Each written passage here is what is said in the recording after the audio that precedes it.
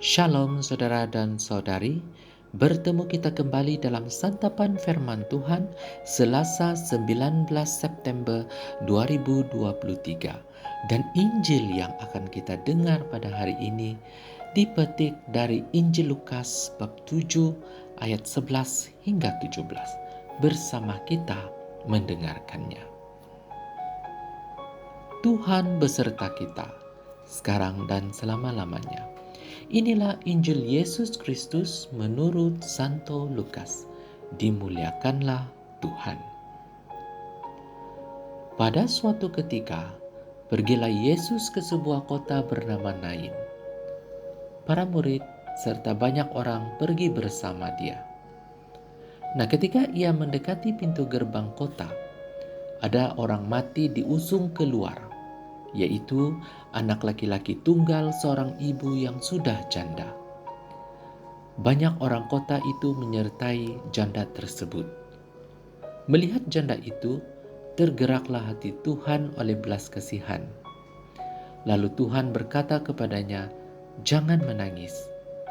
Dihampirinya usungan jenazah itu dan disentuhnya, maka para pengusung berhenti. Tuhan berkata, "Hai pemuda, aku berkata kepadamu, bangkitlah." Maka bangunlah pemuda itu, duduk dan mulai berbicara. Yesus lalu menyerahkannya kepada ibunya. Semua orang itu ketakutan, dan mereka memuliakan Allah sambil berkata, "Seorang nabi besar telah muncul di tengah-tengah kita, dan Allah telah mengunjungi umat-Nya." Maka tersiarlah kabar tentang Yesus ke seluruh Yudea dan ke seluruh daerah sekitarnya. Injil Tuhan. Terpujilah Kristus.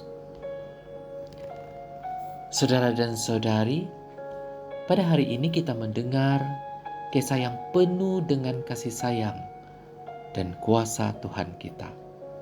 Kisah ini mengajar kita tentang keajaiban penyelamatan yang datang dari Allah yang penuh kasih.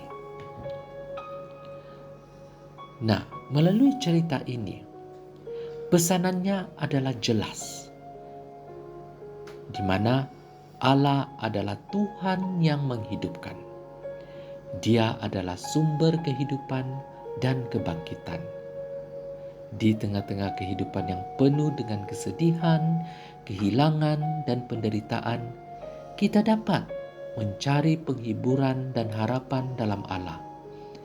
Jadi kita harus mengandalkannya dalam segala hal, dan Dia akan menunjukkan kasih-Nya yang tak terbatas kepada kita. Saudara dan saudari, selain itu, kisah ini juga mengajar kita tentang pentingnya berbagi sukacita dan belas kasihan dengan orang lain. Yesus tidak hanya menghidupkan anak janda itu untuk dirinya sendiri, tetapi Dia memberikan kembali anak itu kepada ibunya, mengembalikan sukacita dalam keluarganya, dan menyatukan community dalam kekaguman terhadap perbuatannya. Nah, saudara-saudari, mari kita belajar dari kisah ini. Mari kita mencari Allah dalam setiap aspek hidup kita, terutama dalam saat-saat kesedihan dan tantangan. Dan mari kita menjadi saluran kasih sayang dan sukacita bagi orang lain, seperti yang dilakukan oleh Yesus, sehingga kita dapat menjadi saksi kasih Allah di dunia ini. Semoga Tuhan memberkati kita. Amin.